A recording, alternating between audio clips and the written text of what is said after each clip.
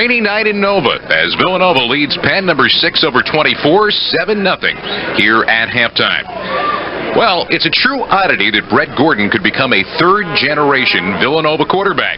Mick Mottinghoff takes a look at the Gordon family tree, which is firmly rooted here at Villanova. When you watch Brett Gordon play quarterback, it's obvious. He's comfortable, confident, and in control. There's no question he's one of the better quarterbacks in any division. You know, Division I or Division III. I mean, he's one of the very best quarterbacks in the country. That stands to reason because it's in his blood. His grandfather, Andy, was a Villanova quarterback from 1946 through 48, leading the Wildcats to 2 postseason bowl games. His father, Drew, called signals for the Cats from 69 through 71 and faced the likes of Maryland, Boston College, Temple, and Navy. And now Brett is making his mark on the Villanova record books as well. And Brett knew at an early age that he'd be taking the center snap. I remember when I was younger in grade school and when we'd go out to recess and would play touch football, messing around, I usually ended up being the quarterback for one of the teams. So I guess in that sense, yeah. And then once I got into the competitive football, it was always a natural fit for me. Brett had a storied career at LaSalle High in the Philadelphia Catholic League, winning the Maxwell Award in 1997 as the Player of the Year, doing it under the watchful eye of his father, the quarterback coach. I think the relationship that we had developed over the years got a little bit intense in senior year, and probably more my fault than anything. I think you were trying to differentiate between the father and the coach, and the coach said you got to push the person harder. And the father said, boy, I wish I could just sit in the stands and enjoy this.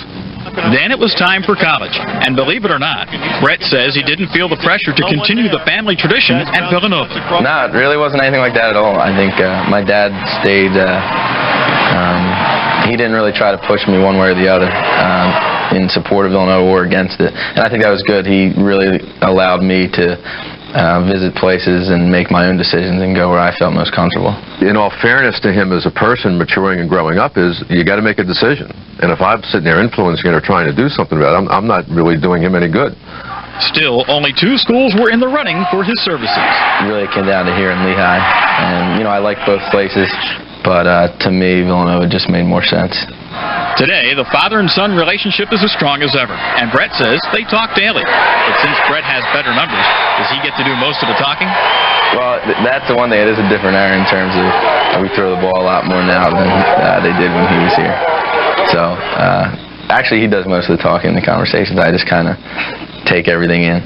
Brett Gordon is truly a scholar athlete. He graduated last May with a degree in business. Now he's working on a marketing degree. And on the field, he has some unfinished business there, too.